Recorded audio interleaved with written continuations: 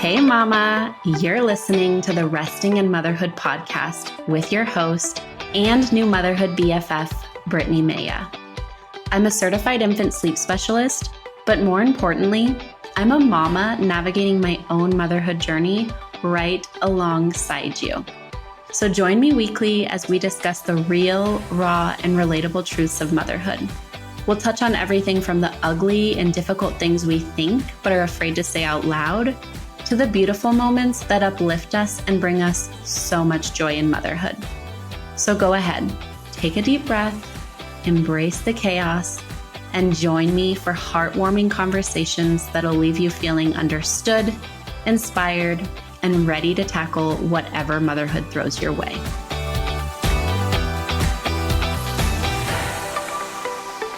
Welcome back to the Resting in Motherhood podcast. I am so excited to chat with you today, all about the hardest ages, I think, that we go through with sleep. So we will jump into that in just a little bit. But first, I want to share how I'm currently finding rest in motherhood. So how I am currently finding rest in motherhood right now is by being on my phone less. And this has been something that I kind of go back and forth on. I think it's twofold for me because I run my business from my phone. I mean, my Instagram is where I run my business.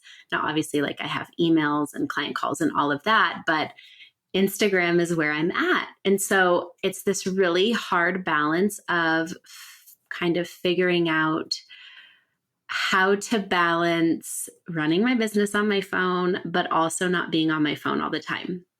And so what I've noticed is like I'll get Lila to sleep and then I'll get on my phone to like check some DMs and respond to DMs. And then I go to like the explore page or the reel page. And then like an hour goes by and I've realized that I've just doom scrolled for an hour. And so I had this kind of epiphany the other day of like, I need to start having more boundaries around social media. First, because I need to have boundaries professionally. Like I started my business so that I could have the freedom and time flexibility to not feel like work was running my life.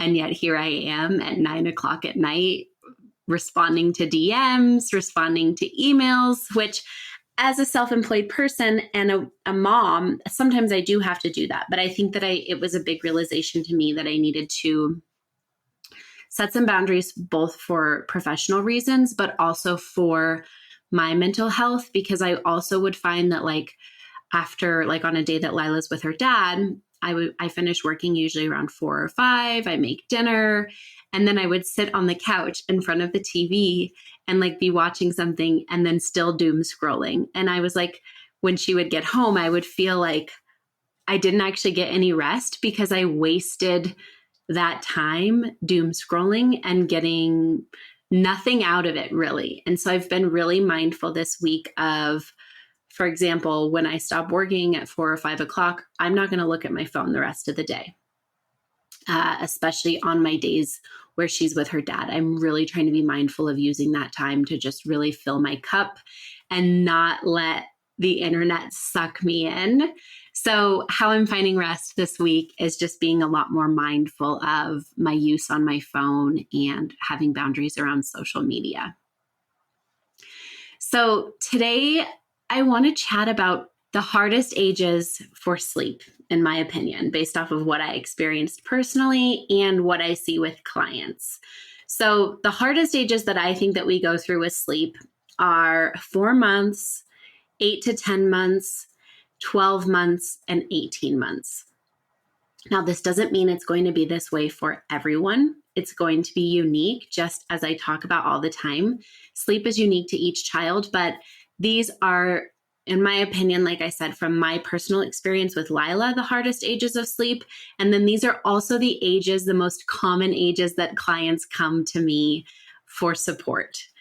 So what I want to do is just kind of break down what's happening at that age and what we see in sleep and what you can do to get through this.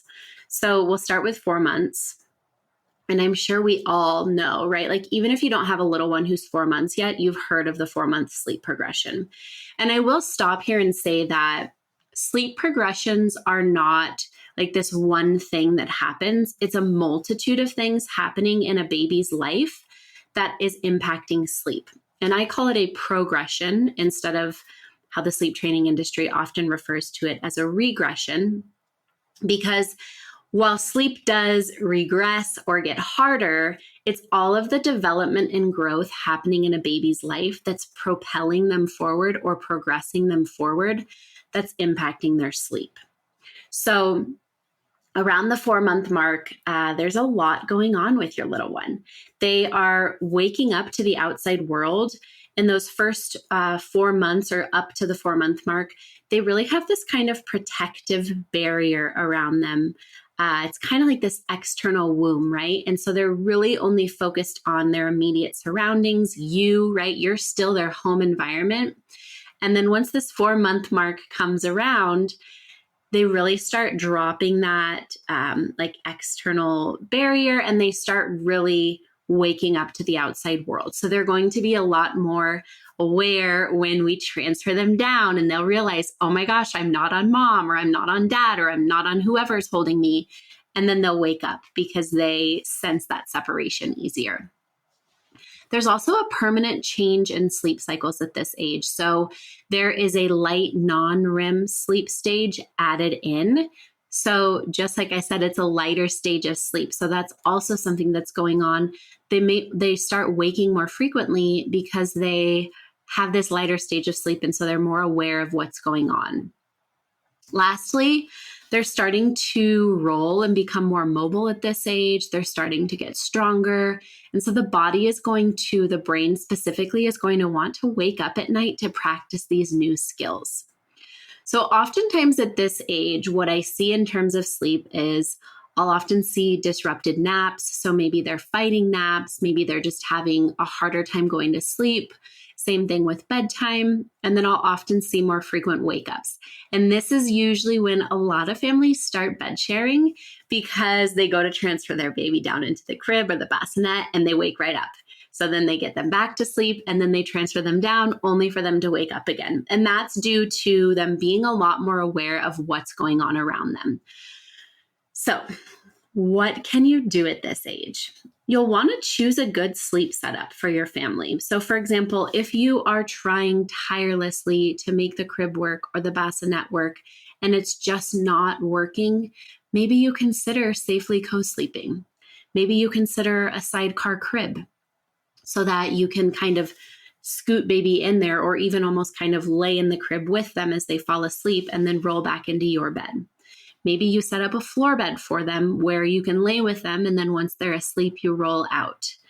The other thing to keep in mind is just knowing that this won't be forever.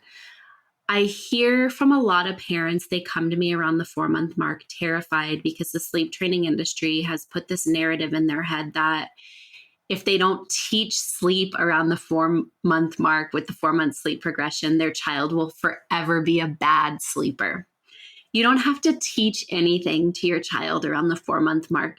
The only thing that we want to show them is that sleep is a safe and inviting space, and they are safe in sleep. So continue to show up for them, continue to support them to sleep, and trust that this won't be for forever.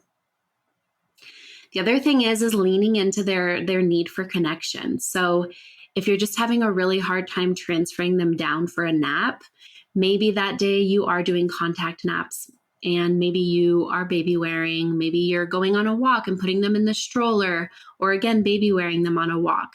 Just really leaning into that need for connection, knowing that the more that you lean into that need for connection, the easier it's going to feel for them, or the easier it's going to be for them to feel secure with sleep.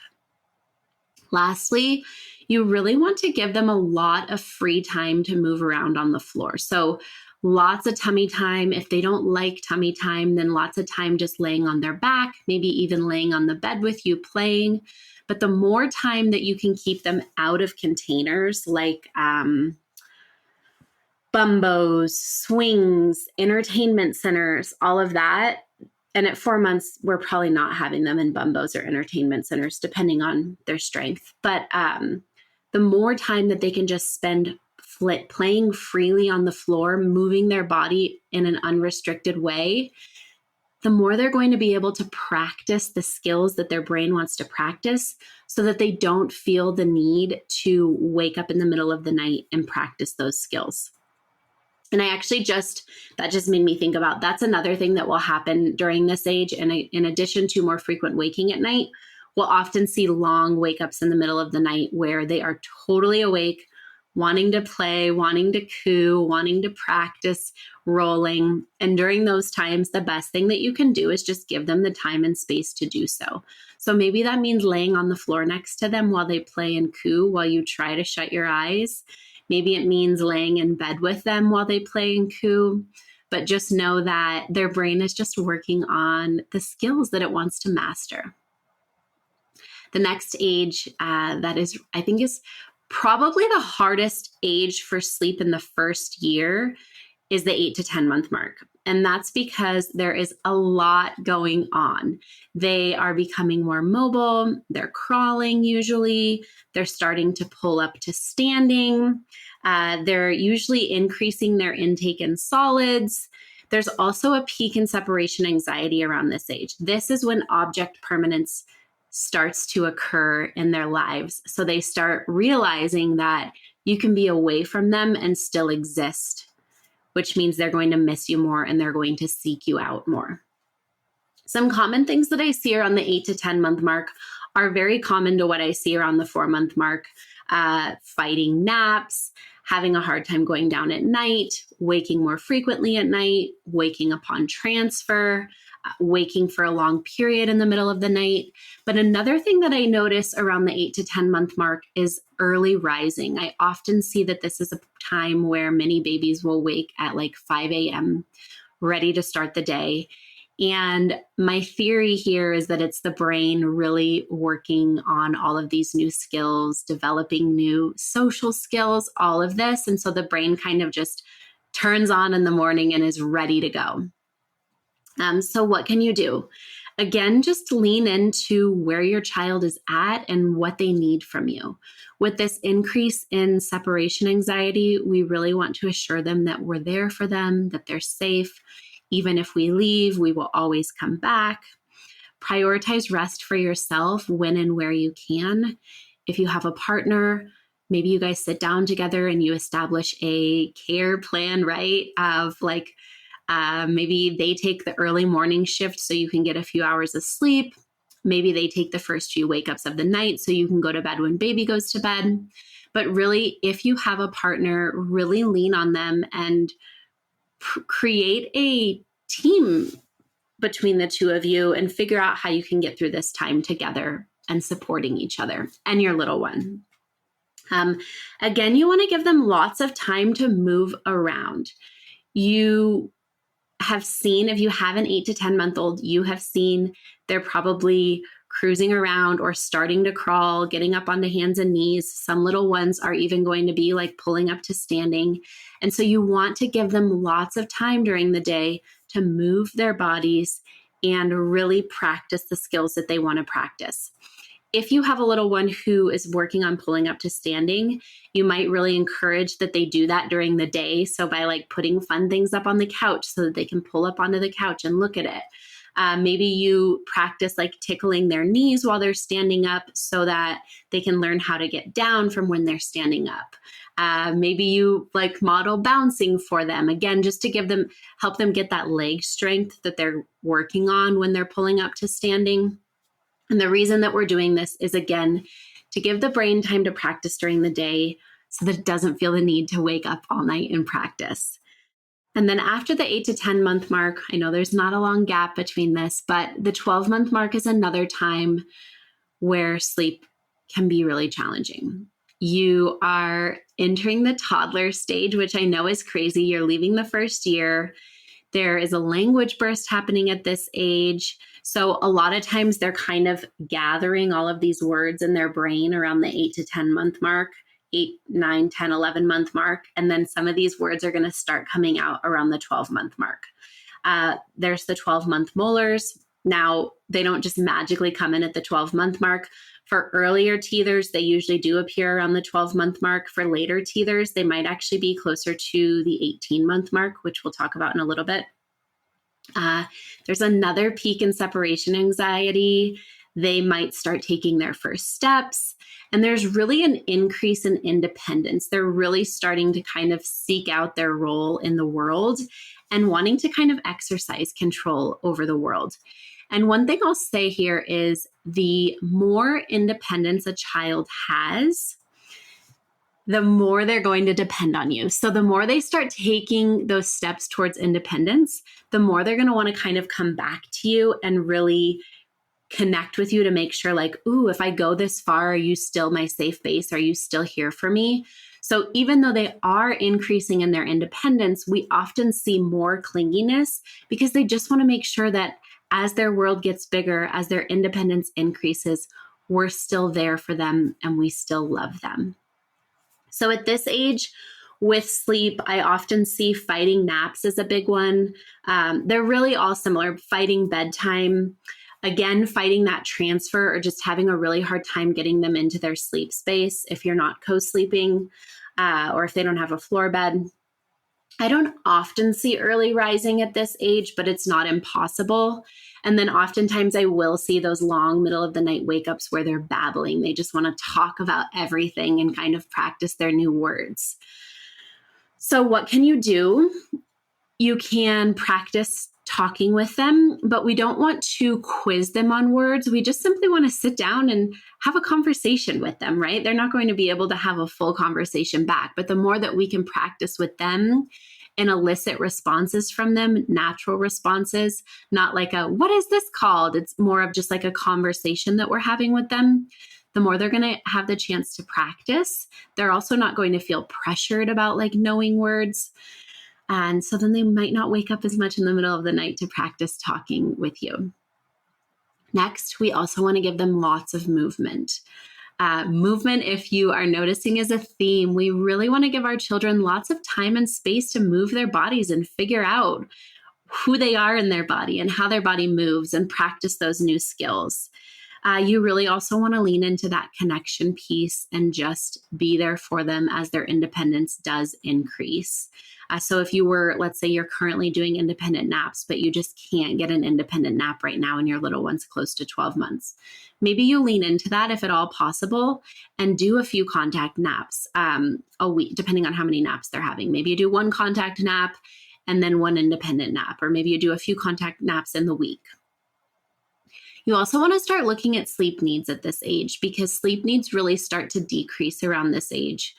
A lot of little ones are nearing, they're not usually ready, but it's not impossible, but they're nearing dropping to one nap. And so we often see that they're fighting sleep. They might be fighting the second nap or they might be fighting bedtime.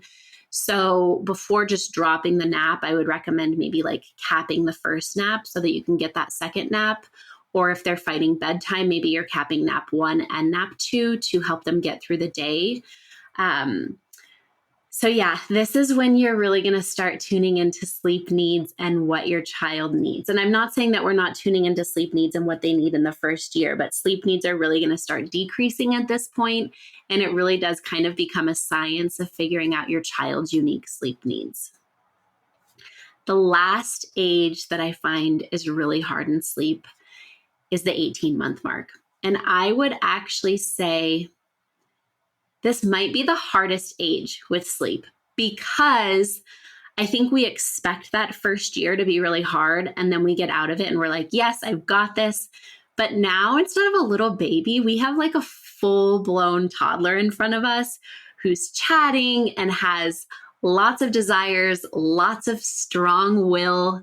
And so it can make it a lot harder. And it's actually funny, as I'm recording this week, I had 5 clients come to me all with 18-month-olds. And they were clients that I had worked with earlier on, like in the first year. And then I had 5 of them this week, all with 18-month-olds who came back and they were all struggling. And it's just a really good reminder of how hard that 18-month mark is, but also that you're not alone and your little one is not the only one going through this. So what's happening at this age? At this age, there is a huge developmental leap. As you can see, your little one is really going from baby toddler to full-blown toddler. Again, there's an increase in separation anxiety. Their sleep needs are continuing to decrease. There is an increase in mobility and gross motor skills. So they're kind of running, they're maybe jumping a little bit more. And also counter will is really starting to enter the picture. And counter will is essentially the not wanting to be controlled. They don't want to feel like they're being coerced or controlled. They really want to exercise control over their own lives. And also at this age, sometimes we see either 12-month molars coming out for later teethers, or sometimes we see the 24-month molars coming in early for some little ones. So what do I often see around this age? This one is similar to the 8 to 10 month sleep progression. I often see early rising. And again, I think it's because of all of that brain development going on, also wanting to connect with you. I also see fighting naps. That is a really big one. And then fighting bedtime. And that is where that counter will piece comes in. They do not want to feel like they're being forced to do something that they don't want to do. So what can you do? See them for who they are. They are becoming their own little person. They want control and freedom and autonomy.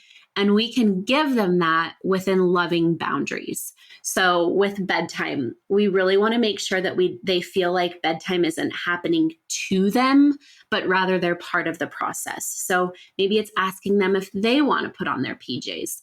It might be a little awkward, right? But giving them that autonomy. Maybe it's asking them which set of PJs they want to wear. Maybe it's asking them if they want to brush their teeth before you brush their teeth. Maybe it's letting them choose the books that you're going to read at bedtime if you read books. So giving them choices, but within loving boundaries, and really kind of starting to figure out what your firm boundaries are, and not feeling afraid to hold loving boundaries, and also not feeling afraid of the emotions that are going to come when we do have to hold boundaries, and knowing that your child is learning to express their emotions. I kind of already said this, but the other thing is like support independence. So if you see them trying to do something by themselves during the day, I think we often step in to try to fix it for them. Give them some space and time to see if they can do it. Invite them to help you cook, obviously like safe things, age-appropriate things. Let them help you fold laundry. Let them help you put the laundry into the washer. Let them help you change the clothes from the washer to the dryer if you have a dryer. All of these different things, just really giving them a chance to express that independence and have that autonomy so that it doesn't show up at night when they feel like maybe they didn't get a chance to be themselves all day long or do what they wanted to do, and then they're going to drag their feet at bedtime. You also want to lean into their need for connection.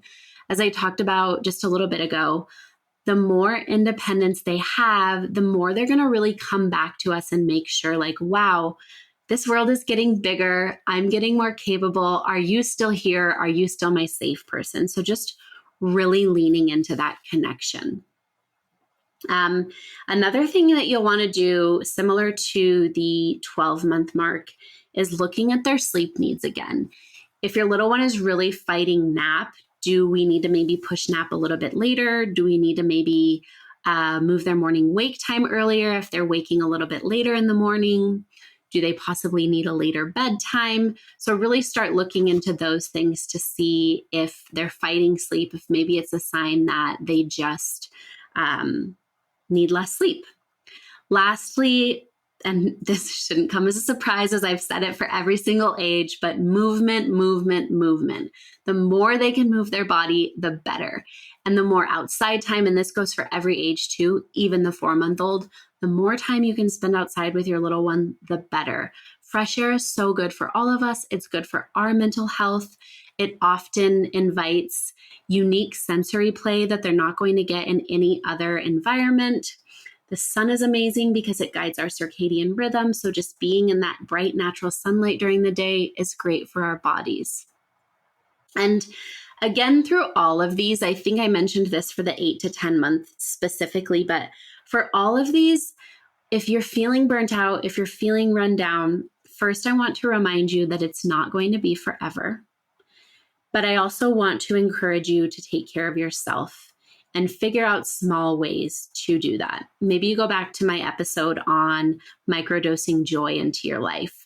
Maybe you set a meeting with your partner if you have one, and you guys kind of talk about, okay, this is what I need from you. What do you need from me? And kind of work as a team to make sure that you're each getting your needs taken care of and you're not getting burnt out. And if you have other family or friends around, call on them. I think that we feel this pressure to be able to do it all ourselves, and it's just not the case. I actually was just recently, I went to like a coffee meetup for the moms at Lila's Forest School, which was amazing. I'm so glad I went. I actually want to record a whole different podcast episode on that. But one of the things I learned was back like in the days of villages, there was a 10-to-1 ratio for women to children, meaning that for every one child, there were 10 women taking care of that child in the village. And so if you think about it that way, we are doing the job of 10 women. Now, if we have a partner, we're doing the job maybe of 9 women. But our partner, if you have, let me say this, if your partner is a male, then they're not doing the job of a woman because they're not a woman, right? And so this is amazing to think about, that we are trying to do this all ourselves when we really were meant to be in this village. It wasn't just one person raising the child, it was the village. And so I don't think that I leaned on a village enough early on. Luckily, I'm very close to my mom and I'm very close to my sister, but I don't think that I expressed my needs to them and asked them for help. And I know that can feel really uncomfortable and scary, but if you have people in your life and you feel comfortable, and maybe if you feel a little bit uncomfortable, get curious as to why, but get comfortable asking for support however you need it. And it doesn't necessarily mean watching your baby. If you're not comfortable with somebody else being with your baby without you there, maybe it's something as simple as like, if they offer to come over, or like, hey, could you help me? Like I placed an order for groceries. Could you go pick them up? Something like that. But really advocate for yourself and remember that you can't fill from an empty cup. So during these times, really take care of yourself. I hope this was helpful. If you have a little one, I hope it wasn't scary to talk about what's to come. And like I said, sleep is unique to each child. So it doesn't necessarily mean all of these ages are going to be hard, but they are the most common ages where I see sleep gets really disrupted and is really hard.